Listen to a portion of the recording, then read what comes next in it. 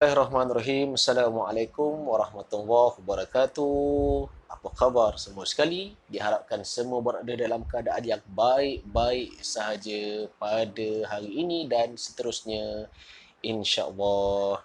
Jadi, nama saya Hafiz Kamarul Bahrin ataupun korang boleh panggil Hafiz Komar, dan di dalam channel ini saya akan berkongsikan berkaitan dengan cerita-cerita, kisah-kisah yang berunsurkan pengajaran, dakwah dan berhikmah untuk anda dan kita semua.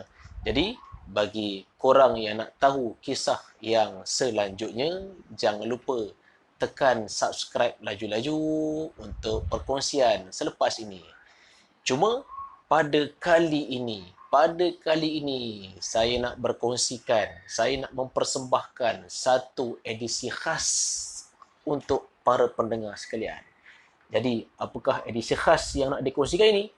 Stay tune, jangan ke mana, kita jumpa selepas ini.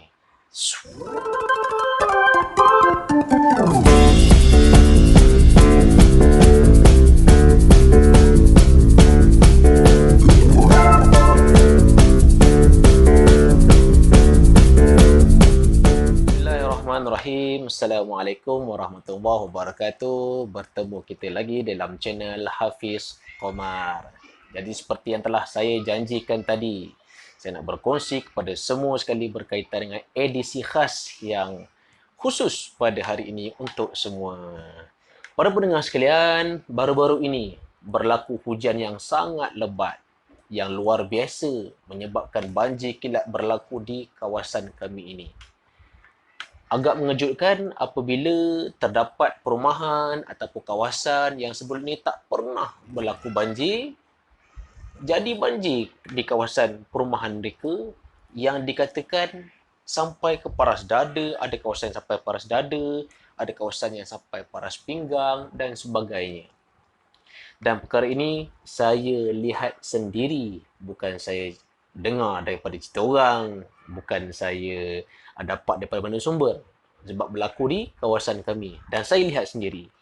Dan saya turun sendiri, saya tengok sendiri, saya saja nak ziarah dia orang ni, nak tengok keadaan sana. Rosak perabot dia orang, TV tenggelam, kemudian PTIS, mesin basuh dan sebagainya jadi rosak, kapet apatah lagi sebab berada di lantai, di bahagian bawah.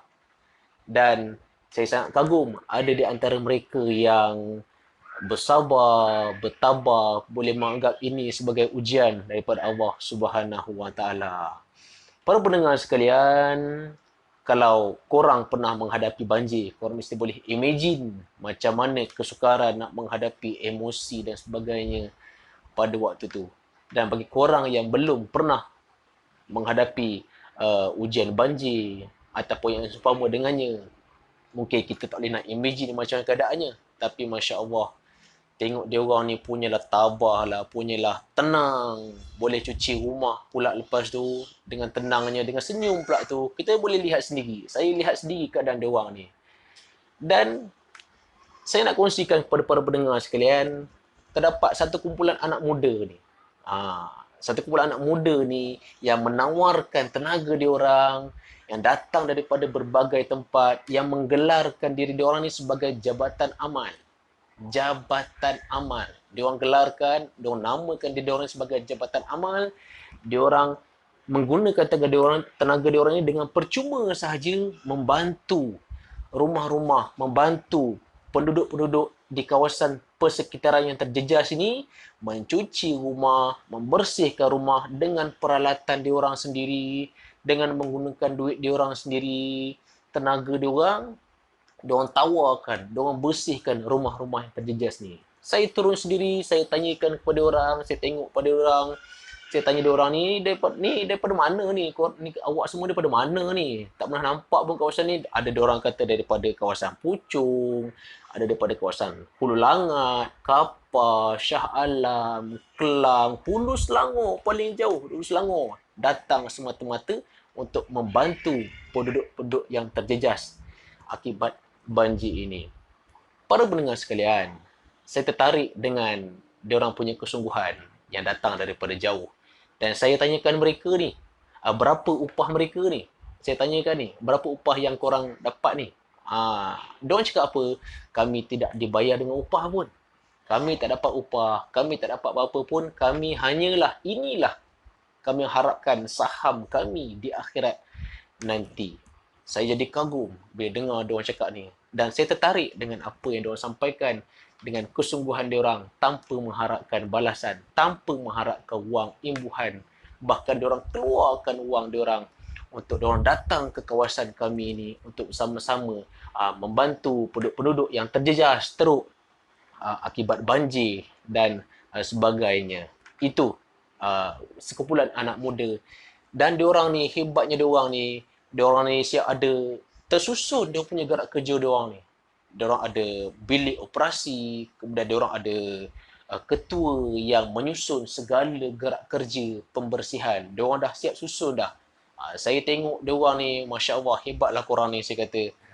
Macam mana ni rasa tertarik pula dengan diorang ni. Macam mana orang boleh bekerja dengan percuma tanpa bayaran. Dan saya dimaklumkan ini bukan kali pertama diorang buat kerja-kerja ni. Macam-macam benda lagi yang diorang buat secara percuma. Repair kereta orang lah, bersihkan rumah orang lah, gotong royong lah, kemudian apa lagi, rumah orang nak roboh, ada orang jugalah, pokok tumbang, ada orang jugalah. Semua diorang buat. Dan apa yang mereka buat semua tu adalah lillahi ta'ala. Saya bersembang dengan dia orang, saya tanya dengan dia orang. Alhamdulillah. Jadi, kepada para pendengar sekalian, itu edisi khas yang saya nak kongsikan pada hari ini, iaitu musibah yang melanda, dan di sebalik musibah yang melanda ini terdapat sekumpulan anak muda. Dan juga inilah bantuan daripada Allah Subhanahu Wa Taala yang Allah bantu, yang Allah lorongkan untuk masa-masa banjir ini, permudahkan urusan mereka. Dan kita doakan mudah-mudahan sekumpulan ahli yang menggelarkan diri mereka ini sebagai jabatan amal terus diberi rahmat oleh Allah Subhanahu Wa Taala. Dan juga kita doakan mudah-mudahan masa-masa banjir ini terus bertabah dan diberikan kekuatan oleh Allah Subhanahu Wa Taala untuk menghadapi musibah yang mereka terima ini, insya-Allah. Jadi, wallahu alam, kita akan berjumpa di episod ataupun kisah yang selanjutnya. Assalamualaikum warahmatullahi wabarakatuh.